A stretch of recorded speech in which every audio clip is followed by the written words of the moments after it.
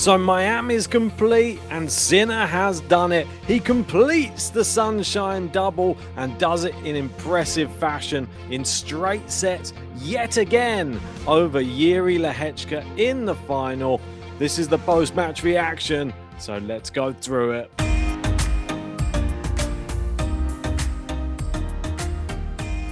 That's right, and if you haven't done so yet, give us a like and subscribe to the channel. Let's get stuck into this. It was a final that was interrupted by the bad weather in Miami, but it did not change the result because Jannik Sinner, he was exceptional once again. I thought Lehecka might be able to get a set, but it just proved the big match mentality, that confidence, the great return game, and the incredible service game of Jannik Sinner is what's brought him yet another trophy. And the Sunshine Double, they're calling it here. And it's the first man to win the Sunshine Double since Federer in 2017. He's in very, very good company, that's for sure. And what a performance it was. 6-4, 6-4. And he's the first player ever to win the Sunshine Double without losing a set. And that's now 12 consecutive wins in Miami, 17 consecutive Masters 1000 wins, and 34 consecutive Masters 1000 sets. Put that into a bit of perspective. Obviously, we had the one in Paris, then we had Indian Wells, then we had Miami, and where will it end? That's the big question. He is in such hot form right now, and it's almost like that Australian Open heartbreak is in the distance, and he's now teeing himself up perfectly to set foot on the clay and give that French Open a real good go again. And it was just a really comprehensive performance. Lehecka did play well. I thought that he did have Jannik Sinner a little bit rattled in certain rallies, had a few shanks from Jannik Sinner here and there, but the serving was just unbelievable from Jannik Sinner.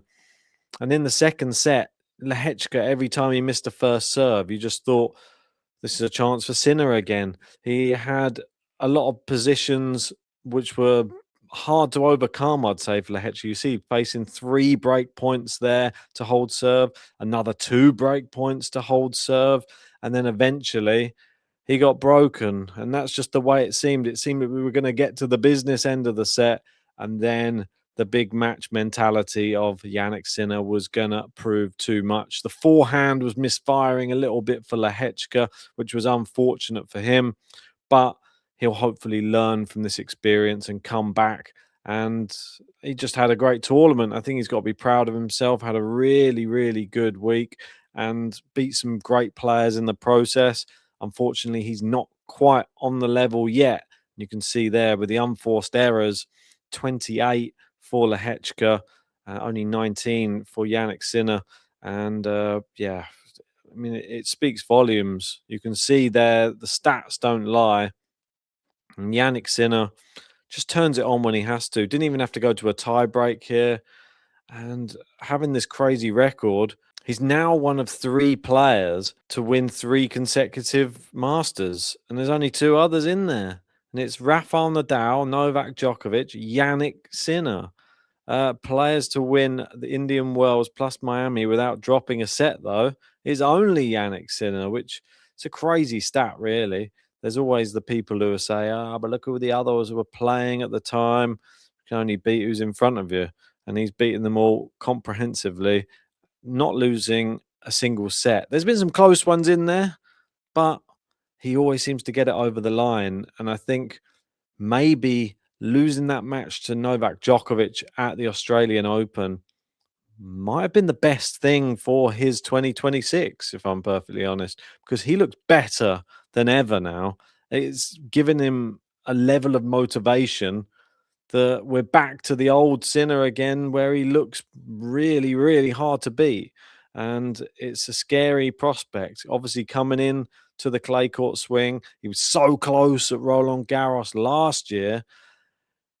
Carlos Alcaraz needs to step up, prove that he is the clay court master, prove that he can maintain world number one, because Jannik Sinner is hot on his tail right now. He is the guy who's just won 2 tournaments, and not just 2 tournaments, 2 Masters tournaments back to back, and now finds himself pretty close to Carlos Alcaraz.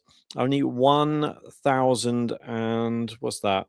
190 points behind, but a lot of tennis to be played before Roland Garros.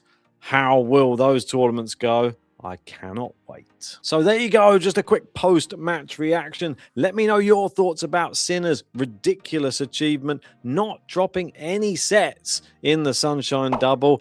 Do you think anybody else will be able to do that in the future? And what do you think of his chances on the clay coming up? Is Carlos Alcaraz going to come out and now fight back and then prove himself again?